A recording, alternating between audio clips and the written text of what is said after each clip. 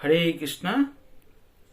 আজ আমি যে বিষয়টি নিয়ে আলোচনা করব সেটি হচ্ছে প্রকৃতি।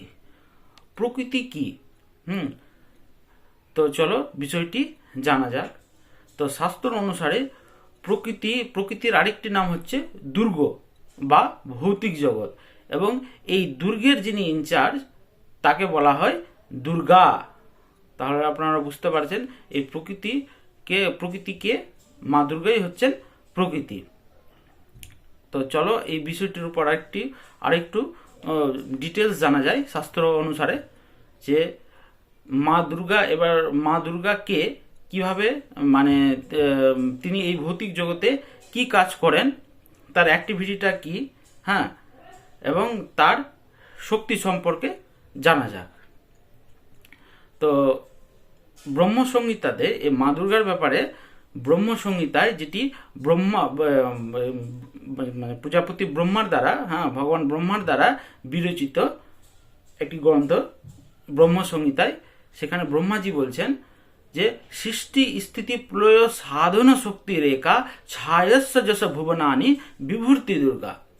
যে মা দুর্গার ব্যাপারে উনি বলছেন যে মা দুর্গা সৃষ্টি স্থিতি প্রলয় তিনটাই করতে সক্ষম, কিন্তু কার ইচ্ছা অনুসারে?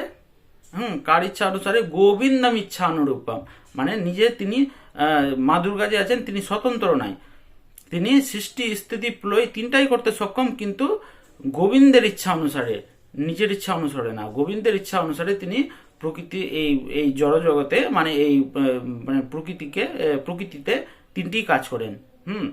এবং মা দুর্গা এই প্রকৃতিতে আরেকটি কাজ করেন, যেটা হচ্ছেন যে এই প্রকৃতি, প্রথমে বললাম যে দুর্গ, মানে প্রকৃতির আরেকটি নাম হচ্ছে দুর্গ, এবং এই দুর্গ থেকে দুর্গা শব্দটি এসছে। তো দুর্গ শব্দটিকে যদি আমরা মানে আরো ভালো করে বুঝতে চাই, দুর্গ মানে কি? দুর্গ মানে হচ্ছে জেল।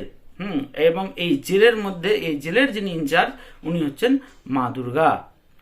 এবং এই মা দুর্গা এই ভৌতিক জগতে কি করেন, যে তিনি আমাদের মতন বদ্ধ জীবদের, যারা এই ভৌতিক জগৎকে ভোগ করতে চায়, তাদের নিজের শুল দিয়ে, আপনারা দেখাবেন মা দুর্গার মানে ত্রিশূলের তিনটা শুল থাকে, ওই শুল থেকে এই ভৌতিক জগতের বদ্ধ জীবদের যারা ভোগ করতে চায় এই ভৌতিক জগৎকে, তাদের উপর এই শুল নিক্ষেপ করে তিন ধরনের দুঃখ তাদের দিয়ে থাকেন।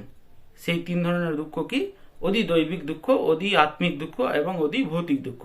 অধিক দৈবিক দুঃখ মানে দেবী দেবতার দ্বারা, দেবতাদের দ্বারা দেওয়া দুঃখ, মানে অতিরিক্ত গরম, অতিরিক্ত ঠান্ডা, সুনামি, ভূমিকম্প, এটা হচ্ছে অতি দৈবিক দুঃখ। অতি আত্মিক দুঃখ মানে নিজের শরীর এবং মনের দ্বারা যে দুঃখ আমরা ভোগ করে থাকি, ওটি হয়ে যাচ্ছে অতি আত্মিক দুঃখ।